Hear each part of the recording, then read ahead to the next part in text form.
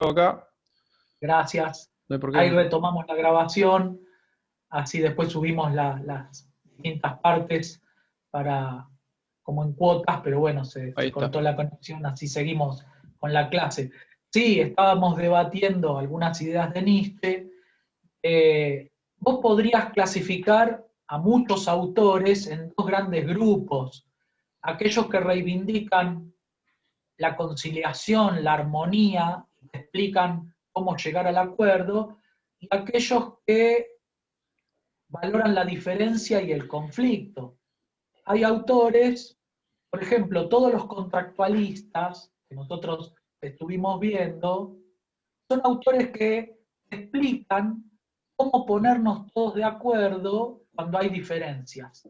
El pacto es un mecanismo. Nosotros pactamos, ponemos ¿no? un leviatán, un gobernante, un soberano, y el soberano regula, el soberano dice, vos tenés razón, el otro está equivocado, o al revés. Entonces son ideas o conjuntos, sistemas de pensamientos que ponen el acento en cómo lograr la armonía y vivir todos juntos sin peleas. En cambio hay otros, y Nietzsche es uno de ellos, que pone el acento en el conflicto. En realidad, un poco la idea de Nietzsche, igual que la idea de otros pensadores, es que en el fondo vivir en sociedad es algo imposible. O sea, en sociedad lo que pasa es que nos peleamos, hay conflicto, hay guerra. En realidad el estado natural de las comunidades es la pelea, es la guerra. Los humanos somos como una bolsa de gatos, ¿no? Entonces, para algunos pensadores, lo natural es el equilibrio, la convivencia. Para estos autores, la sociedad y el orden social sería algo natural, como la colmena y las abejas, ¿viste? Viven en una comunidad, las abejas viven en una comunidad ordenada, está la abeja reina, los zánganos, las abejas obreras, y todos cumplen su rol viviendo en armonía, no hay peleas, ¿no? Entonces, para algunos autores, la humanidad es como un panal de abejas. Si le damos una vueltita y pensamos un poquito, podemos solucionar los conflictos y encontrar una forma ordenada de vivir todos juntos. En cambio, para otros autores, la sociedad, la humanidad, no es una colmena, es una guerra de todos contra todos, o es una situación en donde solamente hay treguas momentáneas, en donde el conflicto baja un toque, pero lo natural es la pelea, la guerra,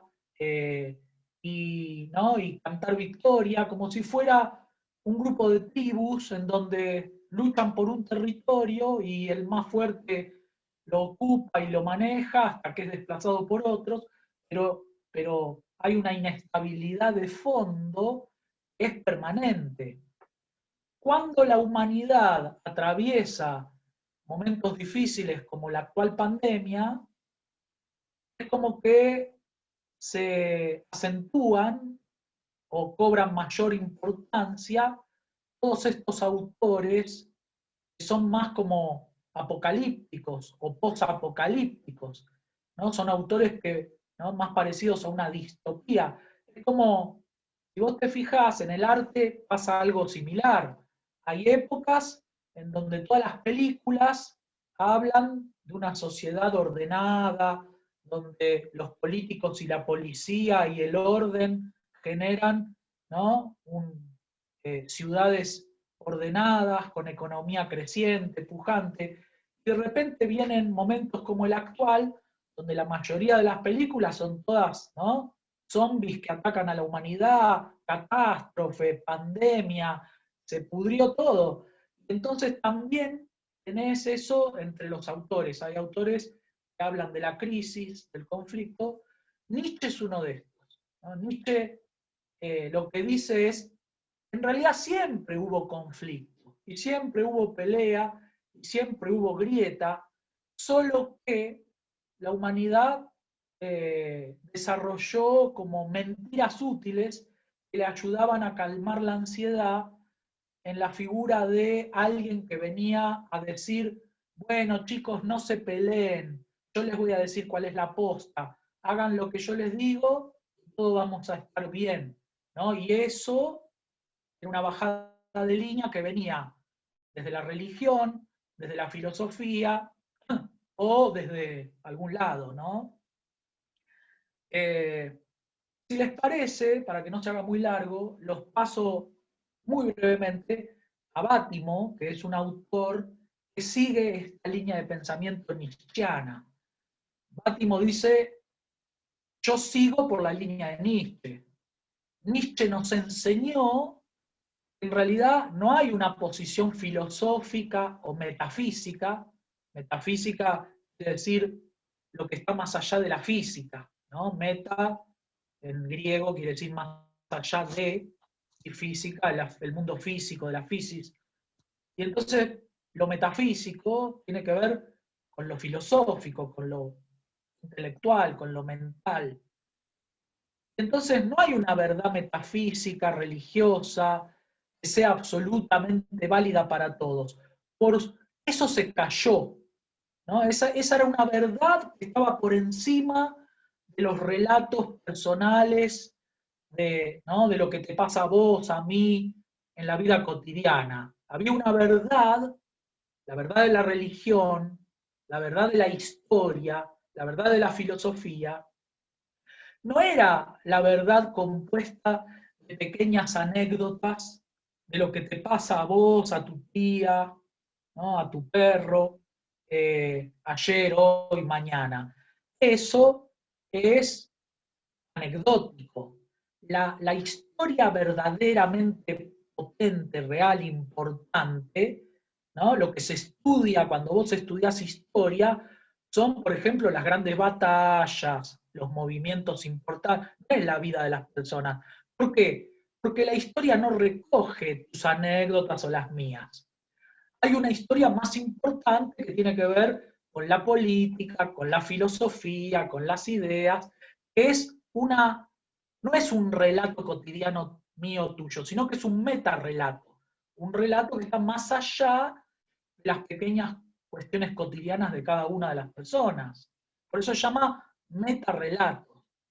Lo que dice Bátimo es que en la posmodernidad, que él determina el comienzo de la posmodernidad con la caída del muro de Berlín en diciembre de 1989, con la caída, nosotros siempre hablamos de dos caídas, ¿no? El profesor Fernando Hammond siempre cuando explica, ustedes lo han escuchado, cuando explica algunos textos dicen, ojo, que el muro de Berlín cayó para los dos lados, ¿no? Y nosotros podríamos hablar de dos caídas. Incluso podríamos decir, está la caída del muro de Berlín, pero también en el 2001 está la caída de las Torres Gemelas. Entonces sí, el muro de Berlín cayó, pero las Torres Gemelas también cayeron. Entonces son dos caídas, no es una sola, ¿no? Sin embargo, con la caída del muro de Berlín, hay un montón de autores, entre ellos Bátimo, dice, empezó la posmodernidad, porque se acabó el mundo bipolar, el este contra el oeste, Estados Unidos contra Rusia, y solo sobrevivió el capitalismo, ¿no? Y el liberalismo se convirtió en neoliberalismo, ya no nos incluye a todos, pero no importa, porque no hay otra cosa.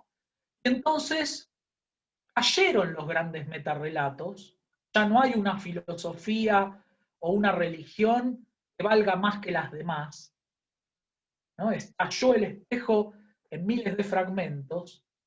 Es una verdad, una totalidad, una unidad perdida, pero para Bátimo es felizmente perdida. Es decir, que la pérdida de esa verdad que supuestamente estaba por encima de todas, de ese relato que era en realidad un metarrelato, de algunas religiones o de algunas filosofías, cayó, dice Bátimo, compartiendo esta idea con Nietzsche, por suerte cayó. Por suerte ya no tenemos una posición totalitaria o totalizadora, ¿no? Esto depende de la opinión de cada uno. Algunos pueden pensar que estas filosofías tan totalizadoras en realidad eran totalitarias en el sentido de que te obligaban a pensar o a creer en un determinado sistema filosófico y dejar de lado otros, ¿no? Entonces, para Bátimo estalló con la posmodernidad la pluralidad de los relatos individuales, en donde ahora la vida y el relato de cada persona tiene la misma importancia que los antiguos grandes metarrelatos caídos. Por eso, esto lo decimos nosotros, ¿no? No lo dice Bátimo. Por eso aparece el Gran Hermano. Por eso en la televisión, en la posmodernidad, se puso de moda filmar lo que hace la gente común en una casa, ¿no? ¿Vieron? ¿Se acuerdan de la época en que estaba de moda el Gran Hermano? ¿Por qué ahora de repente nos interesa lo que hace, no sé, una chica, un chico, en la casa, si tienen sexo, si no tienen sexo, si van al baño, si no van al baño, si se tocan, si se peinan, si se odian, si... ¿Qué nos importa? Bueno, Bátimo dice, es que no hay otra cosa, porque los grandes metarrelatos han caído, entonces solo nos quedaron nuestros relatos, nuestros pequeños relatos, ¿no? Entonces, solo está tu opinión. Y en los medios de comunicación vemos esta explosión de opiniones diferentes donde todas valen lo mismo. Por supuesto que esto nos trae el problema que Ariana y otros compañeros y compañeras decían antes. Si todo vale lo mismo, si mi verdad vale lo mismo que tu verdad, entonces explota el caos. Y sí, y sí, es lo que está pasando, ¿o no? ¿No? Es decir, mirá para los costados, mirá la televisión. Bienvenido a la posmodernidad, bienvenida a la posmodernidad. Sí, por ahí no te gusta, por ahí es horrible, por ahí vivías mejor, no sé, en la comarca de Bilbo Bolsón, o no sé, en la novela del Señor de los Anillos, o en alguna fantasía, pero no estamos más ahí, no vivimos más ¿no? Con los hobbits. Ahora estamos en este mundo en donde estalló el espejo en miles de fragmentos, el periodismo se convirtió en un campo de batalla donde todos se pelean con todos, ¿no? Es como que la vida se convirtió en el formato Twitter, ¿no? Como la vida es un gran Twitter, en donde cada uno dice, y en el fondo la Biblia pasó a valer lo mismo que Harry Potter, ¿no? El libro en el que está impresa la Biblia es un libro como cualquier otro. Vale lo mismo que El Señor de los Anillos o que Mafalda. ¿Qué diferencia hay en cuanto a su verdad y su validez entre las historietas de Mafalda y la Biblia? Bueno, Nietzsche y Bátimo te van a decir ninguna. Son relatos. Valen, ¿no? Entonces, para vos podés darle el valor que quieras y podés luchar por esos valores, pero en el fondo es una construcción, es un mundo perdido, es una especie de sueño, es una, ¿no? Lo sabemos que estamos soñando, dice Bátimo. La diferencia es que, ¿no? Yo estoy loco, pero sé que estoy loco, o que esto es un sueño, pero sé que esto es un sueño, ¿no? Y en cambio antes pensábamos que había un único relato, que era, casualmente era el nuestro, o el del pensador o pensadora que nosotros seguíamos, o de la línea política que vos seguías, o de la religión que vos seguías, ¿no? Ahí, bueno, para no abundar, digamos. Ahí tienen, digamos, la línea central del pensamiento de Bátimo, que como decía el profesor Fernando hace un rato y en otras clases, Bátimo lo vive todo esto como si fuera algo positivo, ¿no? Fernando lo dice en el Padlet y lo dijo en varias clases antes y también Lucho y Pablo lo recordaban. Para estos autores como Bátimo, que son autores posmodernos, exaltan, festejan la pluralidad y este estallido de fragmentos y de escorzos, de perspectivas particulares, como si fuera algo bueno, porque lo asocian a salir del closet, a que cada uno, salir del closet no solo, digamos, desde el punto de vista de la identidad sexual, sino de la identidad política, de la identidad ideológica, de, ¿no? Salir del closet en el sentido de decir lo que te pinta sin esperar a que te autorice, no sé, una religión, un partido político, ¿no? Un dios o un amo en los formatos que quieras, ¿no? Sino poner de manifiesto tu verdad, por más pequeña que sea, por más, ¿no? Y entonces esto genera este estallido de pluralismos que en la época de los 80, 1980, estaba muy de moda, ¿no? Y que tenía que ver con todos estos pensadores como Bátimo, que reivindicaban la posmodernidad, reivindicaban la posmodernidad como algo bueno, como el estallido de una pluralidad que nos libera de las viejas religiones y de los viejos sistemas filosóficos del partido, ¿no? Como si tuvieras que pedirle permiso al Partido Comunista, ¿no? Con un orden stalinista, como si estuviera Stalin, con un comisario político que te dice lo que podés pensar y lo que no podés pensar, donde están, digamos, prohibidas las disidencias y todos tienen que estar alineados, ¿no?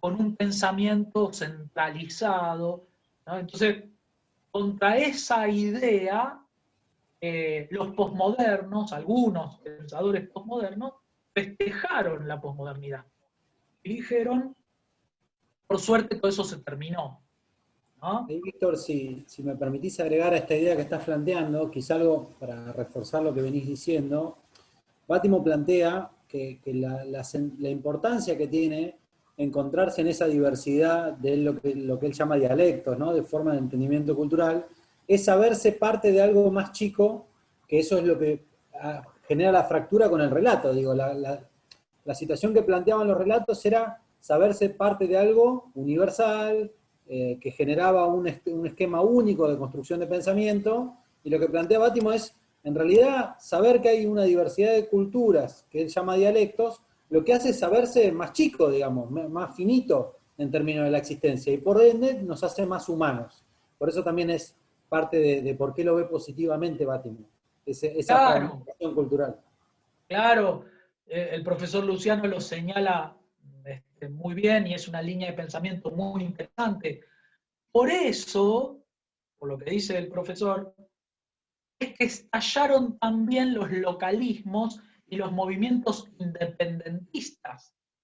No se entiende Cataluña, por ejemplo, entre otros, pidiendo independizarse de España, haciendo campaña por la independencia, ya no quieren pertenecer a una totalidad mayor. Y esto, como dice el profesor Luciano, reivindica pequeños localismos que ya necesitan del rey de España, de una totalidad mayor, para sentirse fuertes, autónomos y con derecho a la existencia, sino que dicen, no, nosotros queremos independizarnos. Y esto no solo ocurre a nivel político como, ¿no?, en Cataluña, sino que ocurre a nivel mental en todas partes, ¿no? Y por eso la idea del Estado-nación empezó a perder peso, por arriba y por abajo. La idea del Estado-Nación empezó a cuestionarse. Por arriba se empezaron a generar bloques que son más grandes que los estados nacionales, por ejemplo, con el mercado común europeo y la zona euro, ¿no? La eurozona ¿no? La unión que forman los países que pertenecen al euro. Quiere decir que ya no importa tanto tu país, sino que ahora hay ¿no? una globalidad que nos abarca y genera una manera distinta de pensar. Y por abajo, dentro de los países, también hay una fragmentación, también el Estado-Nación y el país es como un espejo que le dieron un martillazo y estalló. Y entonces aparecen localismos que piden el derecho a la ciudadanía. No sé, parece que Córdoba quería independizarse, o a veces se escuchan algunos gobernadores que dicen, no sé por qué estamos siendo parte de un todo donde nos hacen poner más de lo que nosotros sacamos. Si nos independizáramos nos iría mejor. Puede ser, anda a saber, ¿no? Pero como la República Independiente de Parque Luro, o Córdoba, o Barcelona, ¿no? Todos quieren independizarse, porque perdió sentido pertenecer a un todo más grande, ¿no? ¿Entiende? Profe, ¿puedo hacer una pregunta? Sí, adelante, adelante. Hola, buenas tardes. Buenas tardes, Santiago. Me da la sensación, y reflexionando un poco desde lo que venimos viendo del principio de la materia, que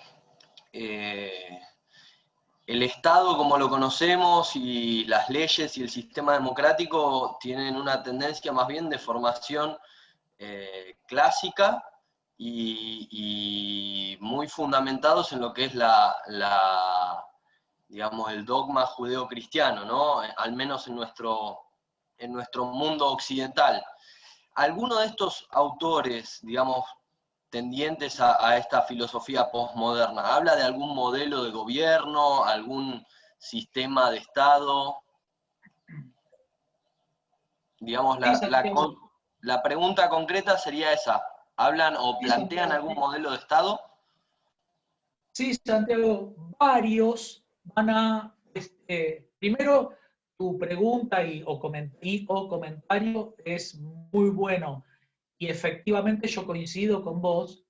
El modelo estatal es un modelo tradicionalmente muy pegado a la filosofía occidental tradicional, y la obediencia al Estado estaba reforzada por la obediencia a un soberano que arrastraba hacia su figura toda la autoridad de un dios, ¿no?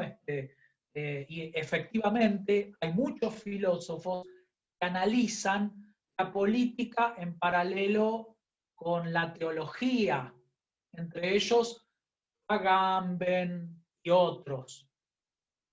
Es decir, que tu comentario es muy válido y hay pila de autores que te gustaría leer si te gustan esos temas o ¿no? Claro, desarrollan esa línea. O sea, la duda que inevitablemente me surge es, bueno, si se caen todos los dogmas, si se caen todos los absolutos, ¿qué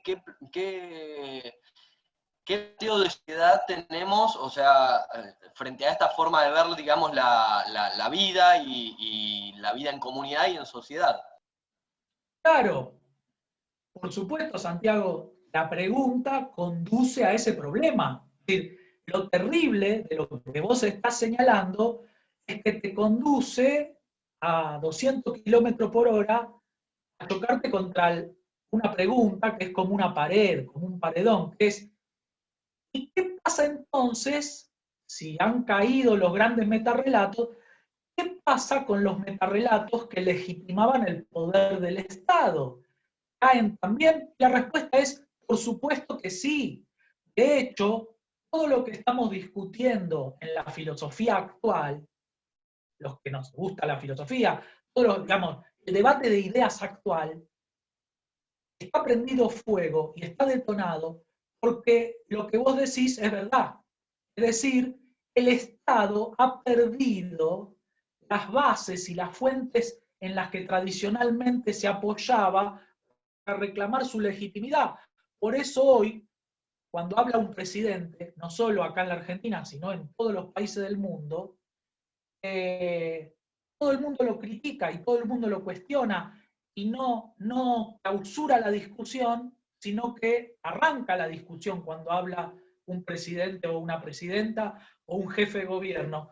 No se termina nada, sino que empieza. Es decir, a tal punto vivimos en un momento de crisis del Estado, de la ética y de la filosofía, como ves, todo un mismo paquete, con distintas caras. A tal punto es verdad lo que vos decís, que cualquier cosa que diga un presidente genera que se detone, estalle una discusión terrible, precisamente porque nadie cree que tenga una verdad superior, porque esa verdad superior no es científica. Mira, al presidente acá y en todas partes del mundo le dicen, ¿y qué científicos son los que apoyan lo que usted dice? En Estados Unidos, Trump acaba de llamar idiota a Fauci, que es el principal científico en el cual hasta ahora venía apoyándose. ¿Por qué? Porque como vos decís, el Estado ya no cree ni en la ciencia, ni en la filosofía, ni en la religión, para decir, esta es mi verdad y es incuestionable.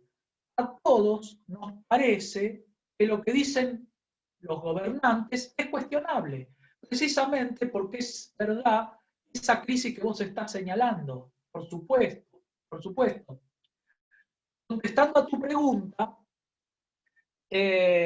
autores como de lo que tenemos en el programa, autores de la cuarta unidad, van a hablar de distintos modelos del Estado. Más intervencionistas, menos intervencionistas, más egoístas, más colaborativos, la utopía liberal, la utopía neoliberal, la utopía de izquierda. Entonces vos vas a tener en la cuarta unidad distintos modelos o propuestas de cómo debería ser. Y también tenés autores como Foucault que hablan de gubernamentalidad. Lo que dice Foucault es, hoy en día hay gobierno, pero no hay Estado. Es decir, hemos desarrollado unas técnicas de gobierno que no necesitan al Estado. Por ejemplo, acá en Mar del Plata, el municipio es una entidad, esto no lo sabe, la mayoría de la gente no lo sabe, pero no hay un Estado municipal. La municipalidad es un ente subestatal. Hay gobierno municipal, pero no hay Estado municipal. Y sin embargo hay gobierno, hay alguien que manda, que es el intendente. Eso prueba que nosotros hoy desarrollamos en los últimos 200 años una serie de técnicas de gobierno que ya no necesitan un Estado atrás.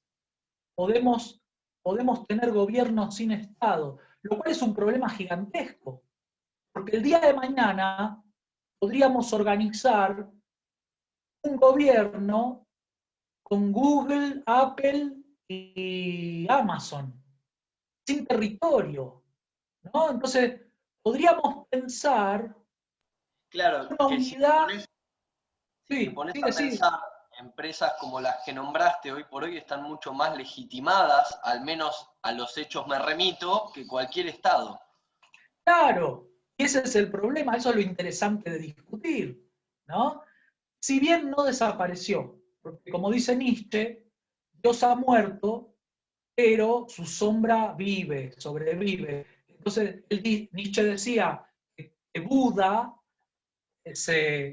antes de convertirse en Buda y llegar al nirvana, meditaba en una caverna hasta que se convirtió en Buda y llegó al nirvana, pero su sombra sigue apareciendo en esa caverna, ¿no? Muchos años después.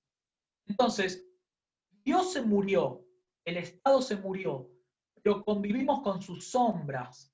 La religión no murió, la religión sigue siendo muy fuerte. Hay partidos políticos que están bancados por religiones, ¿no?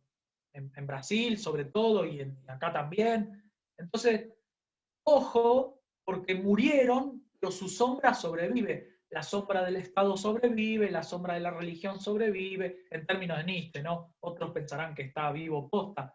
Pero, entonces, es cierto lo que vos decís, es muy interesante ese debate. El Estado pierde pie, las empresas empiezan a ser, hay empresas que tienen una facturación que es más grande que el PBI de algunos países pequeños. Entonces, digamos, el tema del Estado, hoy en día lo estamos discutiendo desde un lugar totalmente distinto que hace 100 años. El tema de la ética, el tema de la legitimación, el tema del rol de la persona, no está en medio de todo este tembladeral, en medio de todas estas cuestiones tan interesantes para discutir. No sé si hay alguien que quiera comentar algo, hacer una pregunta. ¿Hasta acá vamos bien?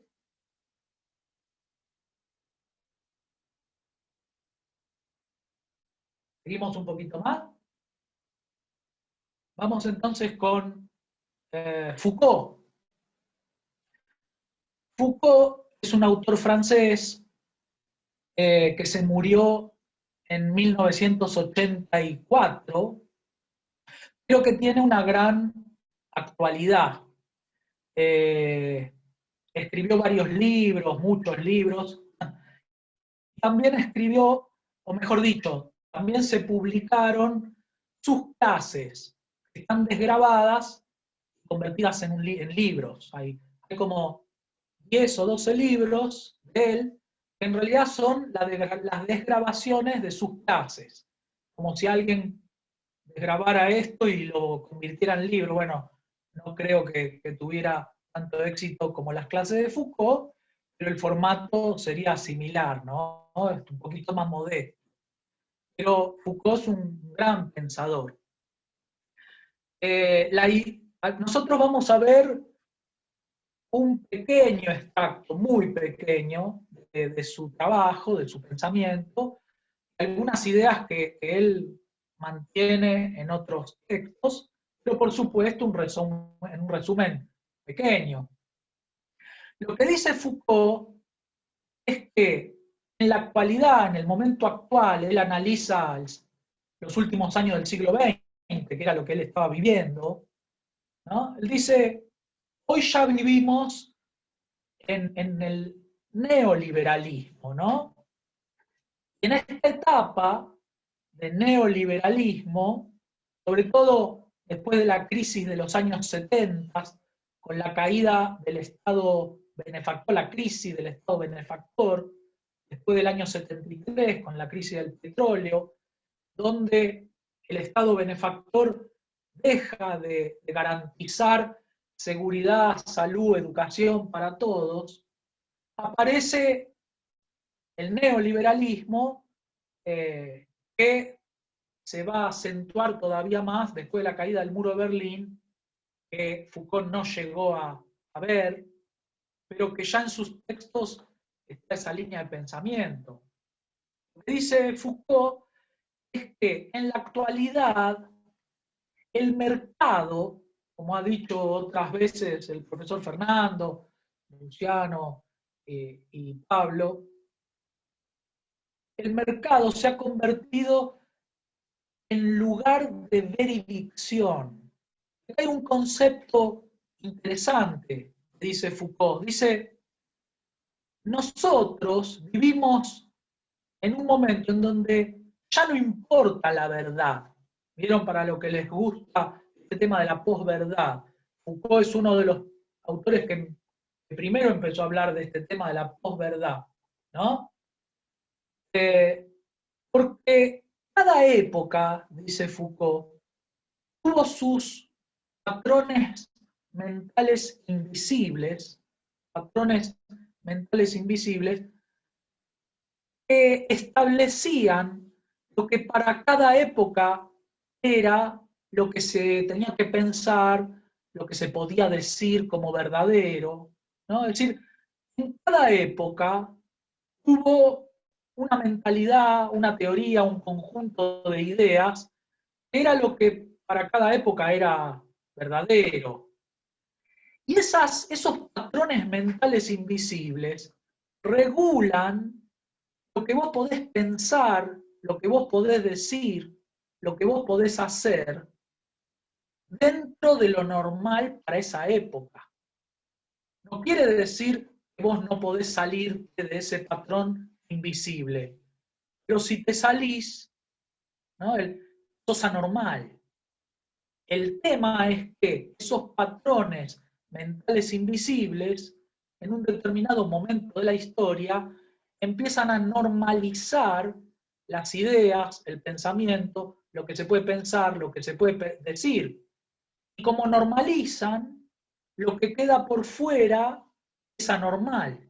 Entonces, ya no importa la verdad, importa tomar conciencia de esos patrones mentales invisibles que normalizan, imponiendo lo que él llama un régimen de verdad, o mejor dicho, dice él, un régimen de veridicción. Es decir, lo que puede ser dicho, escuchado como verdadero, más allá de si es o no es verdadero. Entonces, lo que importa es que vivimos hoy en una época que tiene regímenes de veridicción, pero no porque haya una persona o un grupo de personas que manda y que te obliga a pensar de esa manera, sino que es el clima de cada época. El poder, Foucault es uno de los pensadores que tematiza la cuestión del poder.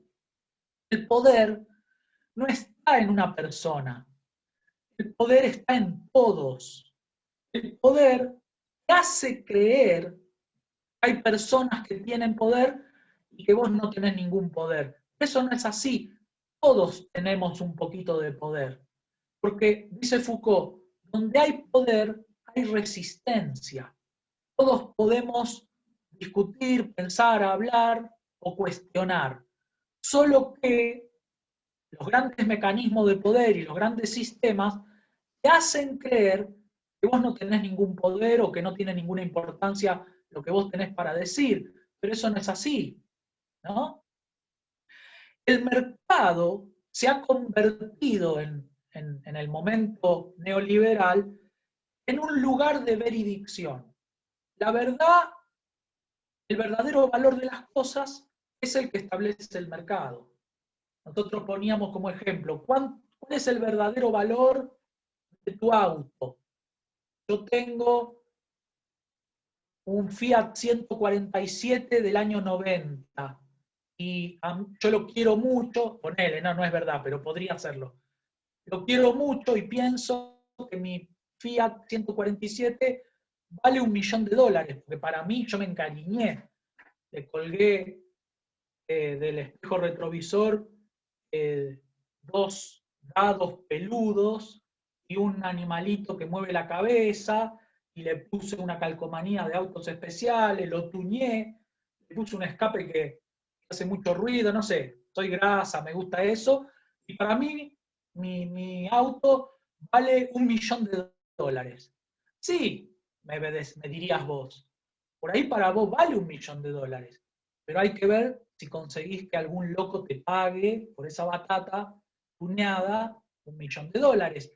¿Cuál es el verdadero valor de mi auto? Es que el mercado diga, vos lo publicás, ¿no? Entonces, eso es muy fuerte culturalmente, porque es el lugar de la verdad, dice Foucault.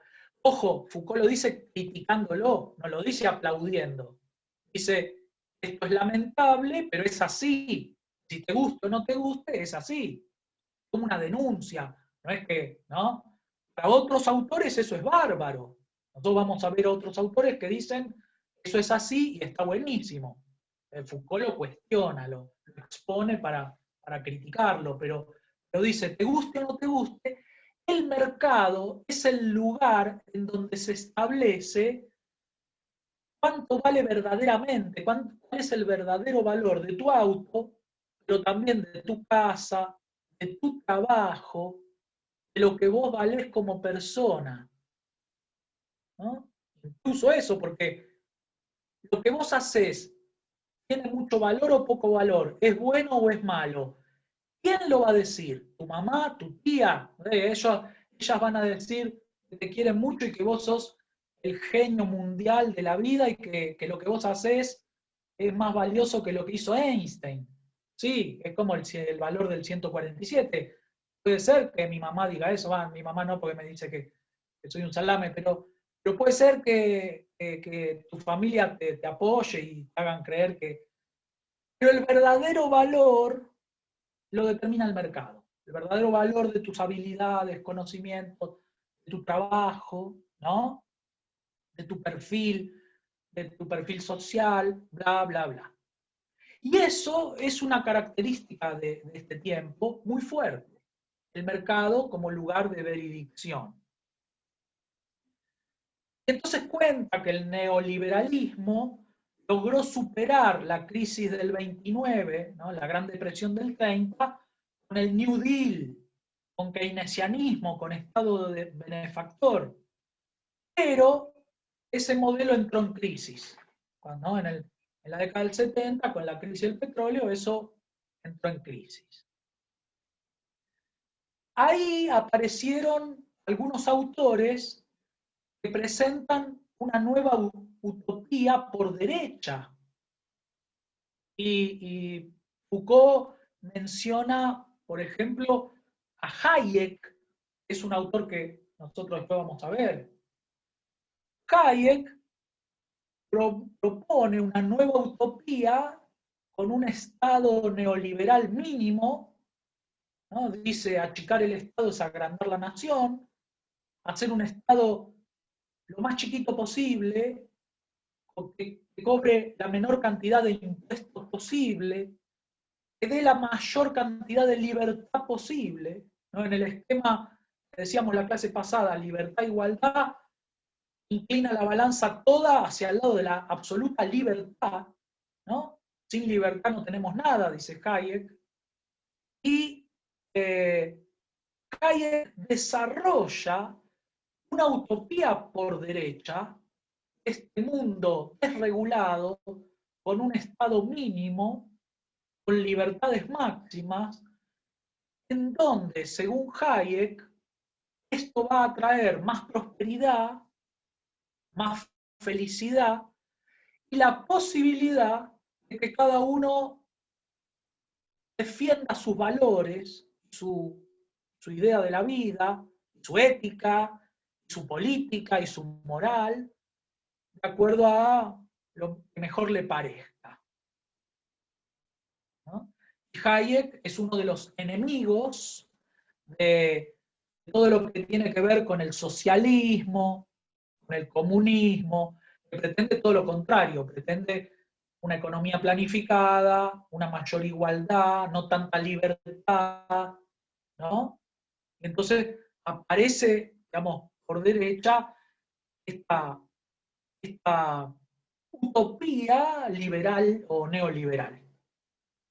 Que por supuesto, si vos lees los libros de Hayek, está muy bien explicado y es un pensador grosso.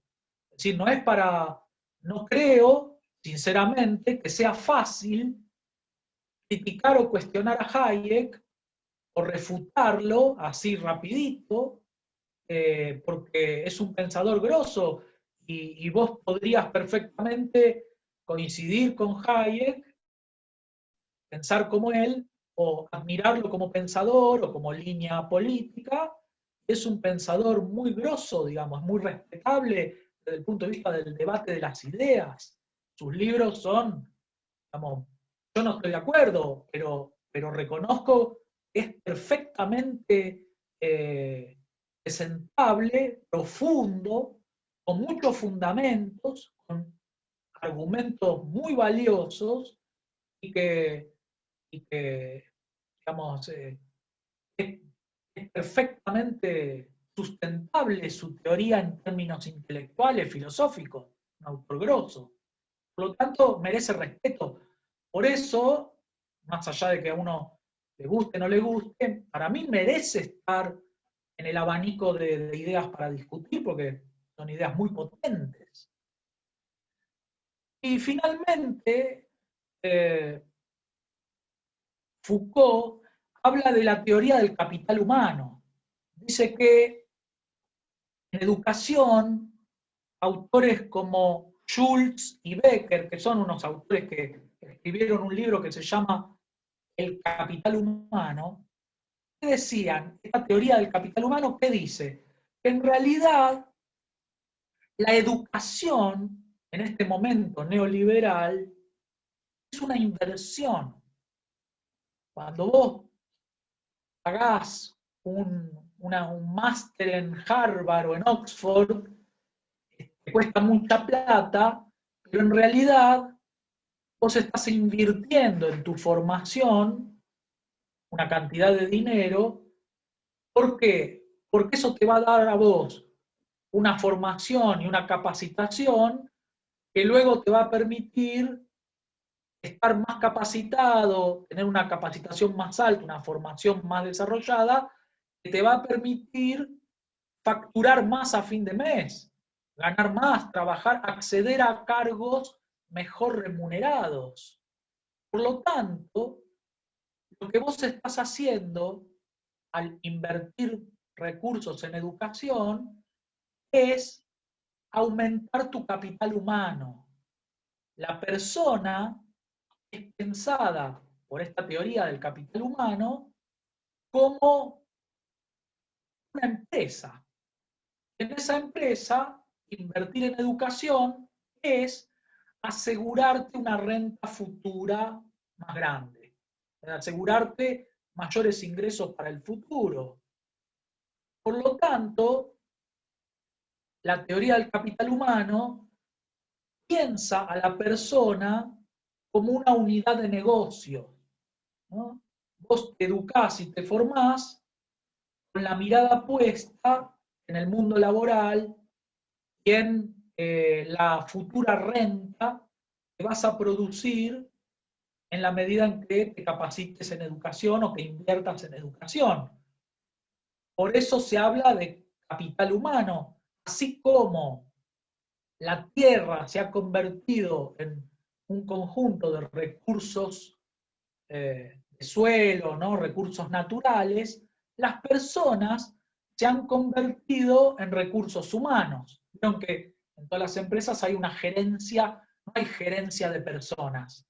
Antes se llamaba gerencia de personal, ahora se llama gerencia de recursos humanos, porque vos y yo nos hemos convertido en un recurso humano. Y ese recurso humano es más valioso en la medida en que invierte en educación. Esto convierte a las personas, el modelo de la subjetividad, el modelo de la persona, de cómo pensamos a la persona humana en el neoliberalismo, es lo que Foucault llama en ese trabajo el homo economicus. Es decir, la persona humana se ha convertido en una empresa. El modelo para pensar a las personas es el modelo empresarial, ¿no? La metáfora que describe mejor la actividad humana es la empresa, dice Foucault, hoy en día. ¿Por qué? Porque todo el mundo orienta su actividad, su formación, su manera de pensar a tratar de maximizar su renta futura, ¿no? Y eso hace que entremos en una dinámica de autoexplotación. Es decir, todos, al pensar, o la mayoría, al aceptar como verdadera o como más útil esta mentalidad del homo economicus y de la forma empresaria o empresarial para diseñar nuestro propio destino, vamos moldeando nuestro currículum de acuerdo a esta idea y buscamos capacitarnos para trabajar en los lugares que tengan mayor rendimiento, mayor producción de renta. Y adoptamos este modelo de maximización del rendimiento, de la producción. El problema es que esto nos involucra en una dinámica de autoexplotación, donde vos y yo y todos tenemos que entrar en esa dinámica de ver cómo hacemos rendir cada mes, cada año, cada minuto, para facturar lo más posible, para rendir lo más posible, para alcanzar el mejor trabajo posible, la mejor formación, el mejor desempeño, ¿no? Entonces nos estamos autoexigiendo todo el tiempo como si fuéramos nuestros propios dueños, como si fuéramos nuestro propio manager, como si fuéramos nuestro propio, ¿no?, el patrón, y nos explotamos a nosotros mismos, lo cual genera en algunas personas, llegado cierto momento de la vida, por ejemplo, cuando llegan a los 50, 60, 70, y ven que en la empresa ya nadie quiere a un viejo, ¿no? Vos tenés 50, 60, y al mundo, ¿no?, a todo este mundo de la producción y de la autoexplotación, ya no le servís. Y entonces empieza a descartar personas. Y como ya no hay un Estado benefactor que te garantice salud, seguridad, educación, los descartados se caen del mapa, ¿no? El neoliberalismo lo que dice es, solamente hay para los que son competitivos, solamente hay acceso al consumo y garantías de acceso para los que se mantienen en esta rueda de autoexplotación competitivos. El resto, bueno, queda excluido, y la culpa de esta exclusión es tuya, que no te capacitaste, que no invertiste en educación, que dejaste de ser capital humano valioso, que dejaste, ¿no?, que tu capital humano se desvalorice, ¿no? Y entonces aparecen enfermedades o estados de ánimo propios de la época actual, como la depresión. La depresión es una enfermedad de esta época, ¿no? Y tiene que ver con esta idea de que no estás a la altura de las circunstancias, ¿no? Esta idea de que todo el tiempo tenés que estar dando más y más y más y más y más. En algún momento, cuando no estás a la altura de lo que vos misma o vos mismo te autoexigís, y bueno, aparece la idea de que no estás dando respuesta, no estás comportándote de una manera satisfactoria, y el modelo del rico y el famoso como modelo de lo que tenés que llegar a ser, ¿no? Todos tenemos que ser ricos y famosos, todos tenemos que ser exitosos, millonarios, productivos, ¿no? Y si no llegás, es culpa tuya. Vos no llegás a ser como Batistuta, es culpa tuya. ¿Cuánto tenés en el banco? ¿Tenés 12, 13 millones de dólares en el banco? Y si no estás llegando a eso, a los 30, y es que sos un fracasado, loser. Así. ¿Por qué? Porque el mundo está en este nivel de autoexigencia, en donde el modelo es a lo que hay que llegar es a eso. El que no llega, bueno, se cayó del mapa, queda excluido del consumo, de los modelos de felicidad. Entonces aparece en algunas personas esta idea ¿no?, de la sensación de que nunca hay tiempo, de que siempre la corres de atrás, siempre corres al ideal de lo que hay que alcanzar y nunca se alcanza. Como una utopía, pero como una utopía posapocalíptica, en donde, digamos, ¿no?, no hay ninguna posibilidad. Pero bueno, ¿no?, y un poco por ahí. No sé si les quedan claras estas 3 o 4 ideas de Foucault. El resto, hay otras cosas que las tienen ahí en el Padlet desarrolladas un poco más largas. Profe, en un momento vi una oración, y ahora la tengo medio colgada por ahí, no me acuerdo si era de Foucault o era de otro autor, que era, ya no hay Estado, solo hay gobierno. Era de Foucault, ¿no? Sí, es de Bien, Foucault, gracias. la comparte con otros autores, pero pero es de Foucault en el sentido que él dice que lo que caracteriza a la época moderna es que de a poquito fue desarrollando un conjunto de técnicas de control de la conducta que están centradas en el gobierno y en la gubernamentalidad liberal y neoliberal, donde cada vez el Estado fue perdiendo protagonismo. Antes se necesitaba la soberanía, ¿no? La idea de soberanía. Hoy ya no se necesita, dice Foucault, un soberano que te amenace con cortarte la cabeza, ¿no? Con matarte si desobedeces, porque ahora hay otras técnicas que tienen que ver con la seguridad. Las técnicas de la seguridad han reemplazado a las técnicas de la soberanía. La seguridad tiene que ver con el buen gobierno, con garantizarte condiciones de vida, ¿no? El buen gobierno es aquel que te garantiza seguridad, salud, educación, prosperidad económica, condiciones de vida. Ya no se necesita un rey que corte cabezas, se necesita un gobierno que genere buen clima de negocio, condiciones de vida, acceso al consumo, etc., ¿no? Claro. Pero Foucault es como crítico con este sistema medio meritocrático o en realidad no habla, digamos, Sí, habla mucho de eso, pero lo critica, pero lo expone. O sea, cuando vos lees a Foucault, mucha gente lo lee y como hace una gran descripción del mercado, de la meritocracia, mucha gente que lee solamente una parte piensa que está defendiendo esas ideas. En realidad las está criticando, pero habla mucho de eso. Ciertamente, sí, sí. ¿Puedo hacer un par de comentarios, Víctor?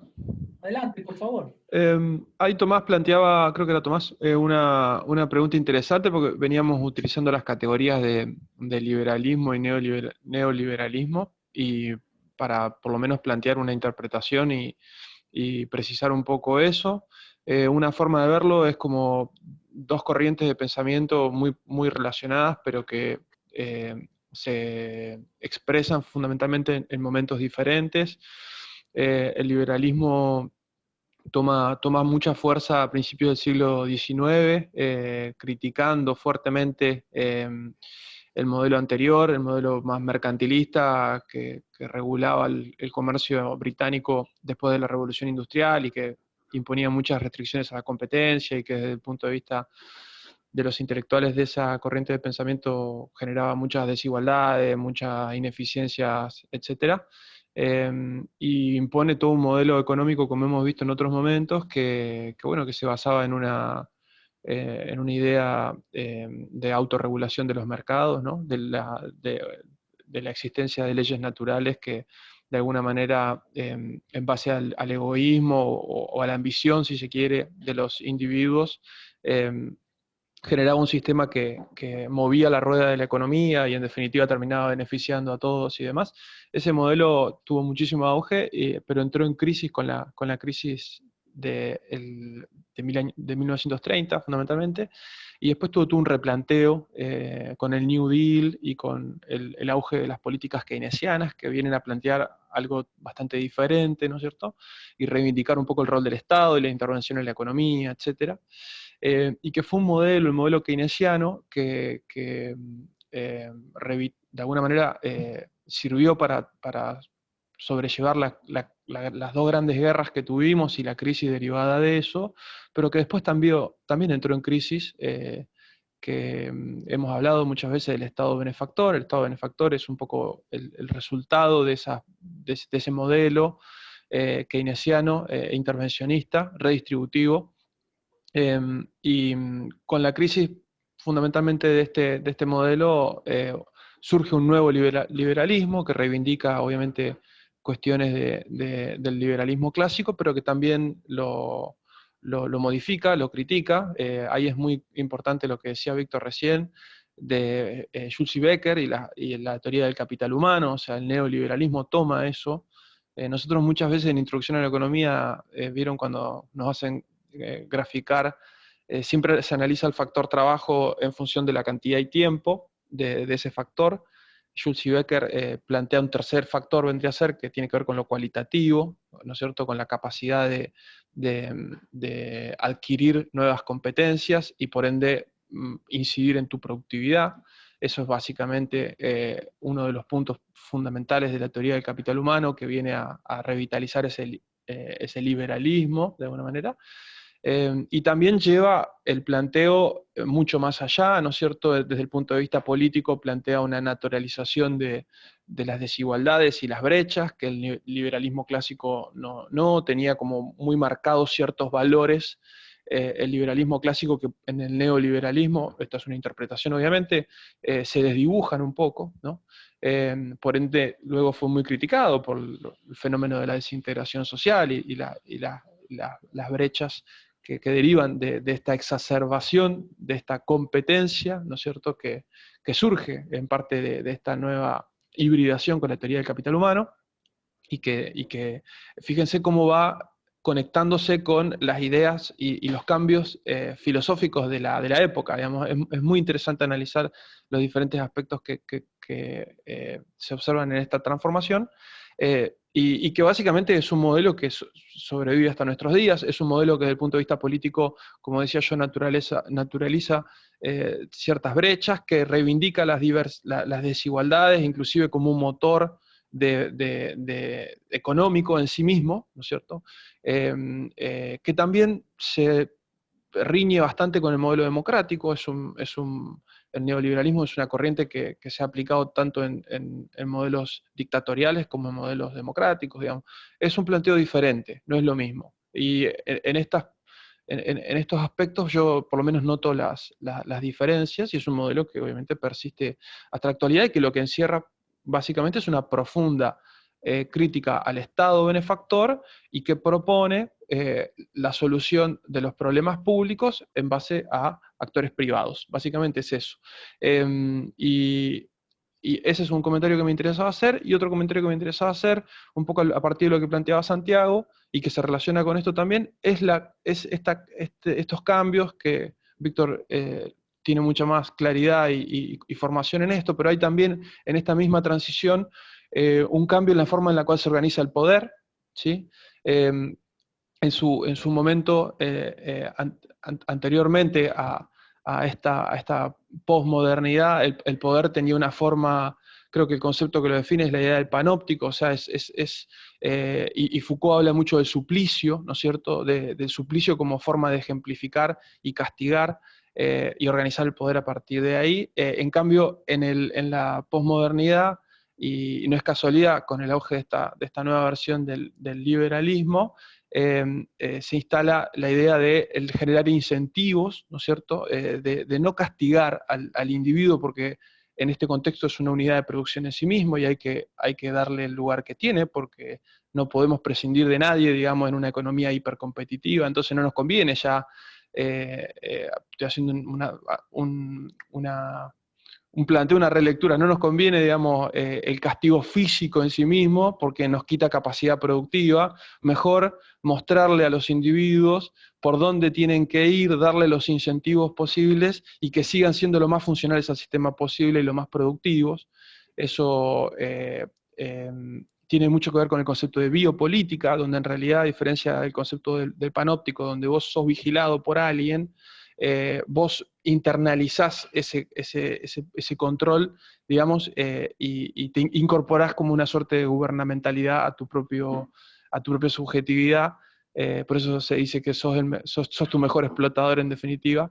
Y es una concepción diferente de cómo se organiza el poder, que es muy patente, digamos, y que, creo yo, opera en todo el sistema económico y político, porque de hecho el Estado se reconfigura a partir de eso. Las políticas de incentivo son los que plantean, de hecho, el movimiento del New Governance, el nuevo gobierno, también tiene que ver con esto. Y bueno, son como dos cuestiones que me interesaba plantear, porque me parece que aportaban y tenían que ver con lo que se había planteado en el chat. Está muy bien, es muy interesante lo que dice el profesor Fernando Hammond. Me animo a completar la idea con un pequeño aporte. Ustedes recuerdan que hablamos la clase pasada y la anterior el liberalismo estaba, digo, para llevarnos una forma, una figura que nos haga acordar, que nos represente como resumen, para hacerlo más sencillo. El liberalismo planteaba la copa que derrama, ¿no? Entonces, la copa que forma la sociedad se va llenando con el producto de la actividad económica y empresarial, y en algún momento va a derramar, la teoría del derrame, sobre los más pobres. Entonces, ¿qué tiene que dejar hacer? ¿Qué tiene que hacer el gobierno? El laissez-faire, dejar hacer. Para el liberalismo clásico, la idea central era el derrame y el dejar hacer. El dejar hacer va a traer el derrame. Eso caracterizaba el pensamiento liberal. En cambio, el neoliberalismo va a decir, ya no alcanza con que el gobierno o el Estado deje hacer. El laissez-faire ya no va a ser la idea central del neoliberalismo, sino que la idea central del neoliberalismo es la competencia. Necesitamos que el Estado intervenga para generar reglas de competencia donde gane el mejor, ¿no? Y entonces la idea de meritocracia es una idea neoliberal, porque la idea de competencia genera méritos y deméritos, el que le va mejor, el que le va peor. Entonces la idea del neoliberalismo ya no es dejar hacer esperando el derrame, porque el Estado va a garantizar para todos. Cuando haya derrame, el Estado benefactor va a garantizar salud, seguridad, educación para todos, pleno empleo para todos, con esta matriz mental liberal. Eso fracasó, no resultó, fue insuficiente, derivó en una crisis. Por lo tanto, el neoliberalismo plantea un ajuste en donde ya no hay para todos, ya no hay subsidios para todos, felicidad para todos, trabajo para todos, salud gratis para todos, empleo para todos. Se acabó, no alcanza la plata.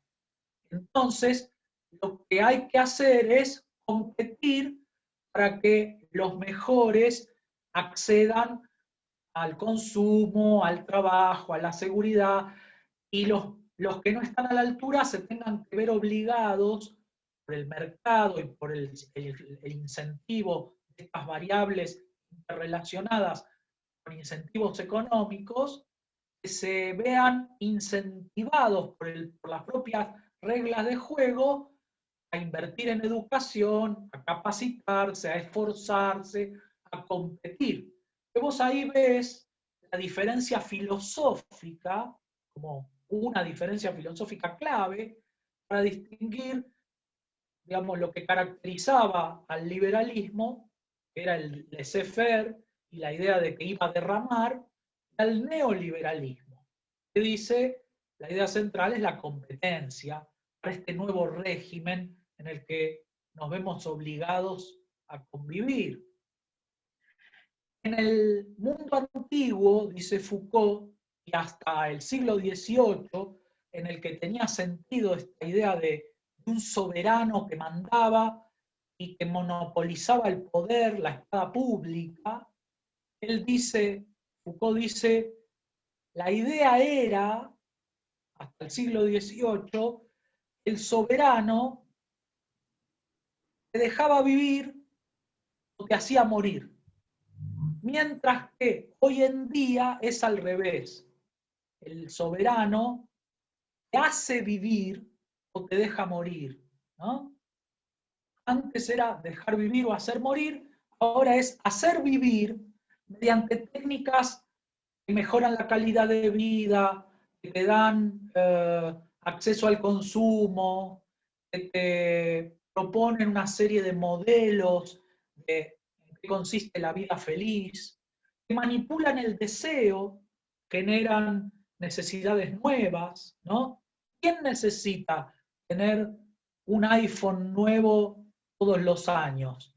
Bueno, si vos lo pensás desde las necesidades vitales, tal vez no sea estrictamente necesario, pero por ahí si vos no tenés un teléfono nuevo cada 2 años, te parece que estás como ¿no? Empezó a ser necesario, o el sistema crea sus propias necesidades, con lo cual, ¿no? El rol del Estado y el rol del gobierno, más que del Estado, es manipular el deseo, generar incentivos indirectos para entrar en este mecanismo de competencia ¿no? y de autoexplotación con esta idea empresarial. Entonces es un conjunto de técnicas de gobierno que te hace vivir pensando, persiguiendo cierto modelo de lo que la vida debe ser, y que si vos no querés eso, te deja morir, no te mata como antes, como el antiguo soberano que te cortaba la cabeza, no hace falta, ¿no? Sino que simplemente te deja a un costado, te deja morir. Por eso el cambio, este juego de palabras que hace Foucault. Yo les propongo que discutamos un poquito estas conclusiones de Foucault, si hay preguntas, pero que dejemos acá, para no hacer tan largo el encuentro, no importa, venimos re bien con el ritmo, así que no hace falta que nos apuremos, podemos dejar Lipovetsky para la clase que viene, junto con 2 o 3 autores más, y si a ustedes les parece, vemos las dudas que hay hasta ahora o los comentarios que fueron surgiendo, para no apurar la cosa al cohete y no meter forzado a otro autor ahora que ya hace 2 horas que estamos conversando.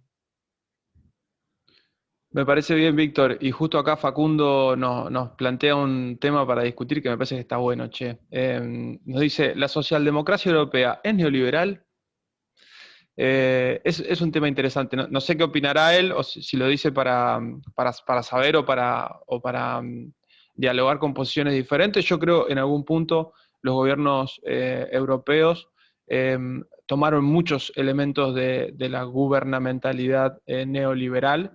Lo que pasa es que uno siempre lo que encuentra son hibridaciones. Entonces porque no nos olvidemos que estamos utilizando categorías que son analíticas. Después uno cuando mira lo que sucede en la realidad va a encontrar diferencias muy pronunciadas. El neoliberalismo en Europa, con las condiciones objetivas y subjetivas que tienen esos territorios, ha sido seguramente muy diferente al neoliberalismo que las experiencias neoliberales que hemos tenido en Latinoamérica.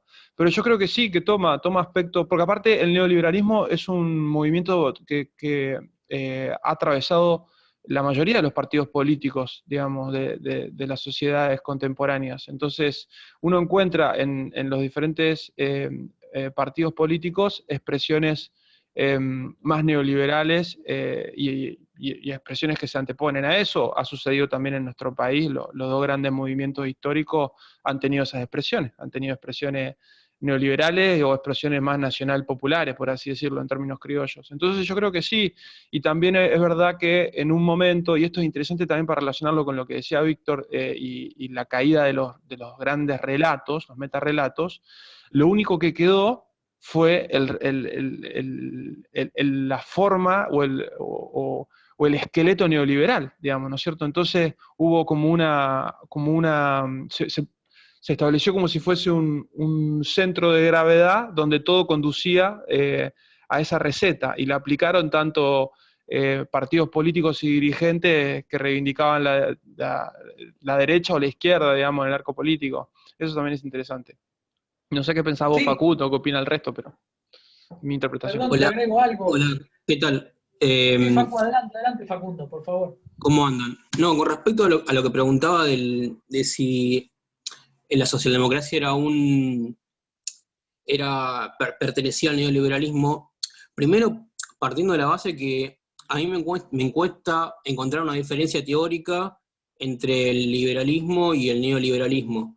Pero si tengo que buscar alguna y pensarla y reflexionarla, que lo he hecho en algún momento, me parece que el neoliberalismo incorpora como una pata que resigna de la nacionalidad, o sea, como que la principal virtud me parece que el neoliberalismo es la globalización, que no sé si estaba presente antes de la misma manera, o sea, como que un mundo sin fronteras.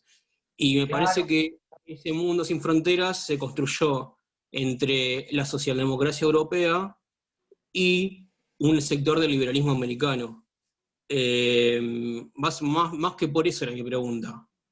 Sí, No por sí, nada. Facundo, sí, creo que sí. De hecho, si vos tomás los capítulos anteriores de Foucault, que nosotros no los pusimos porque había que poner el libro entero, pero de esos mismos libros que nosotros sacamos ese capítulo, que es Seguridad, Territorio y Población, y el nacimiento de la biopolítica, son los dos libros de Foucault que nosotros usamos para cortar un pedacito chiquito.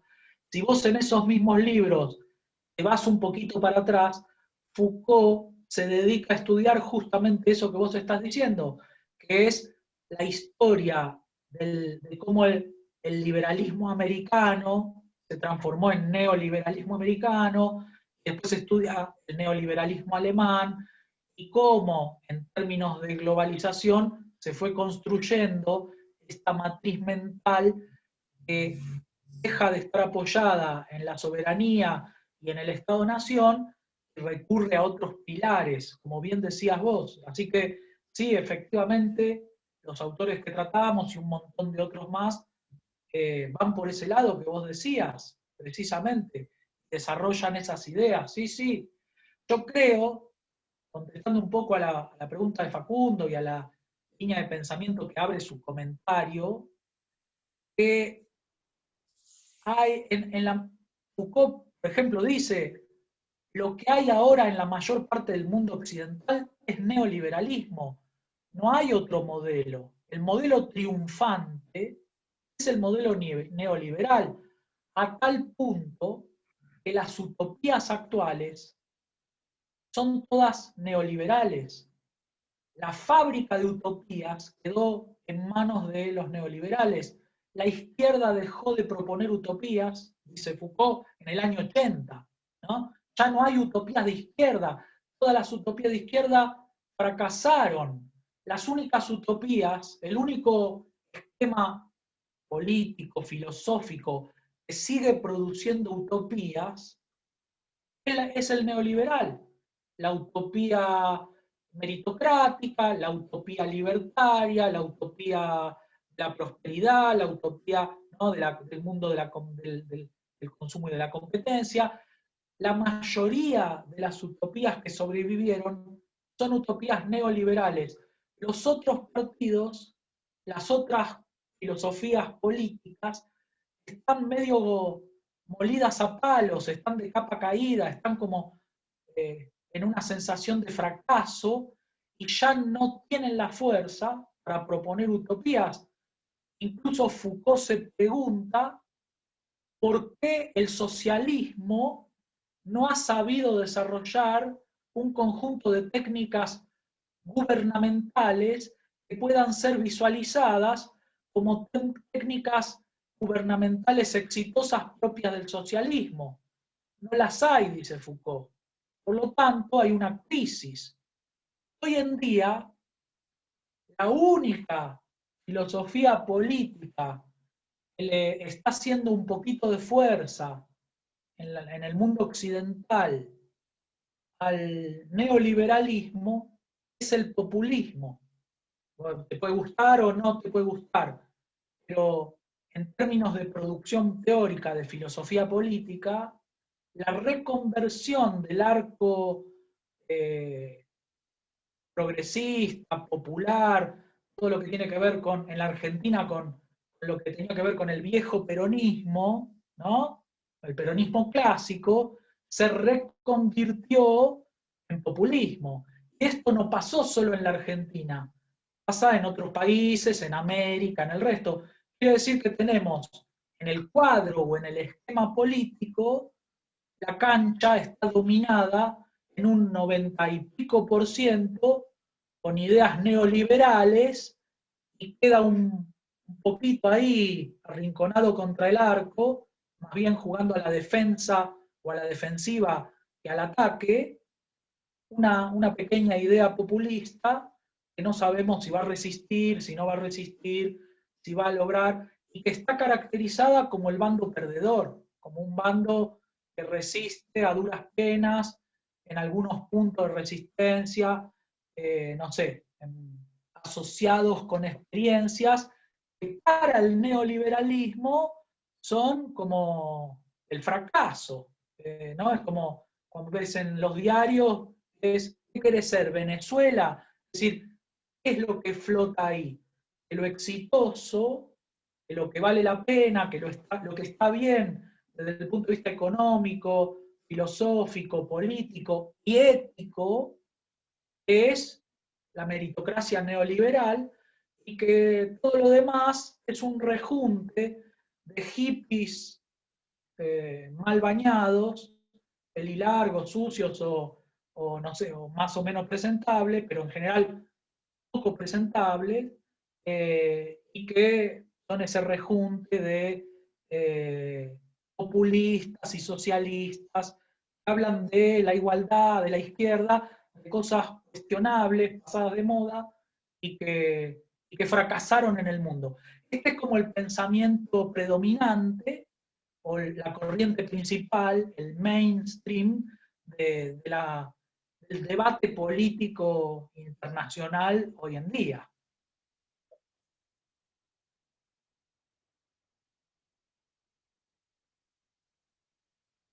No sé si hay preguntas, alguien que quiera prender el micrófono, hacer algún aporte, comentario. Acá en el chat Sí. se sigue conversando el tema. Santiago nos pide algunos puntos claves para definir el populismo. Hermosa tarea. Está interesante también, podemos hacer algunos aportes de eso. Y Facundo da su opinión respecto de lo comparables o no de las categorías. Mirá, hay muchos trabajos que definen el populismo. Los más importantes a nivel filosófico son los de Laclau, que es un filósofo argentino que vive en Gran Bretaña, y su mujer, que se llama Chantal Mouffe, se escribe, y que escribieron juntos y separados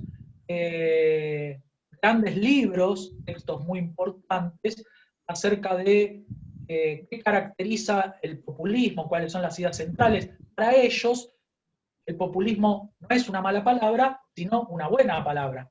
Y les parece que es una categoría teórica de filosofía política con la capacidad de resistir a los movimientos hegemónicos del liberalismo transnacionalizado o globalizado.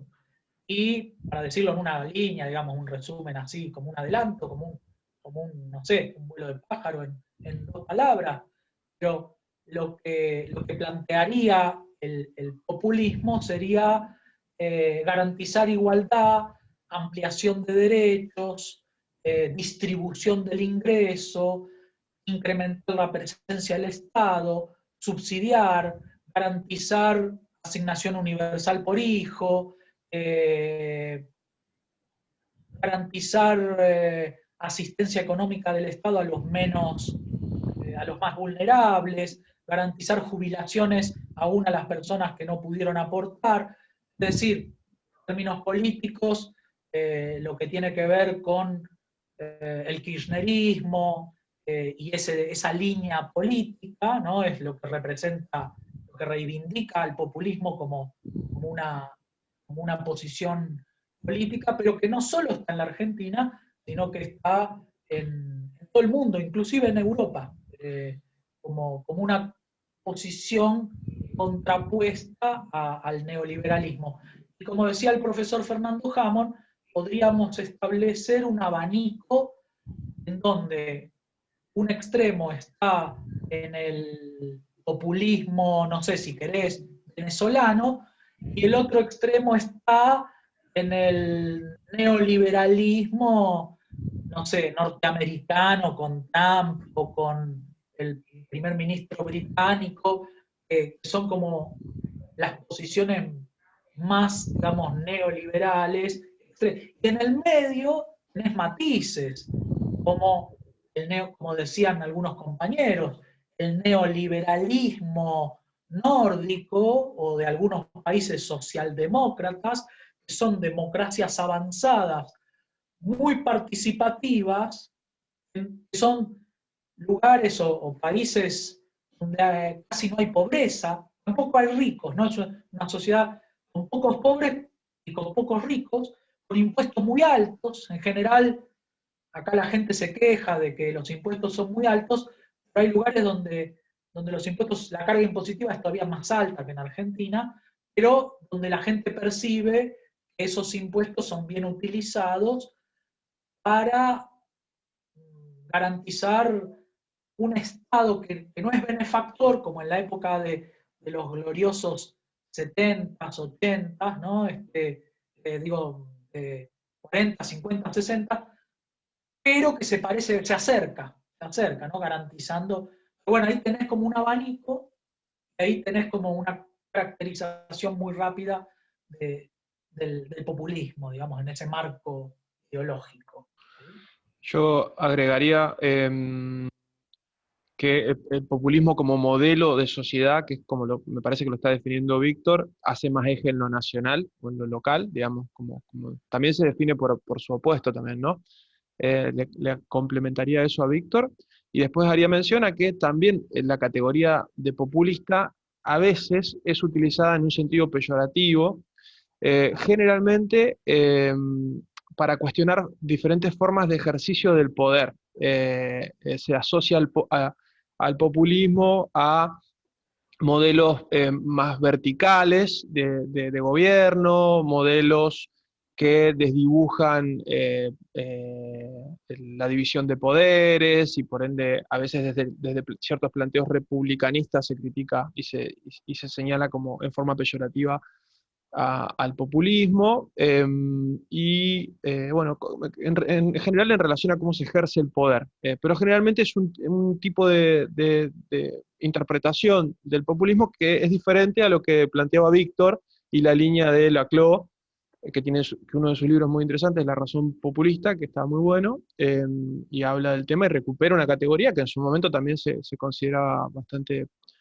perimida para el análisis del escenario político. Para retomar un poco lo que hablábamos, ¿no es cierto?, cuando discutíamos a Bobbio, que también nos da categorías para analizar el arco político. Bueno, la categoría de populista, entendida de esta manera, sirve un poco para ese análisis también.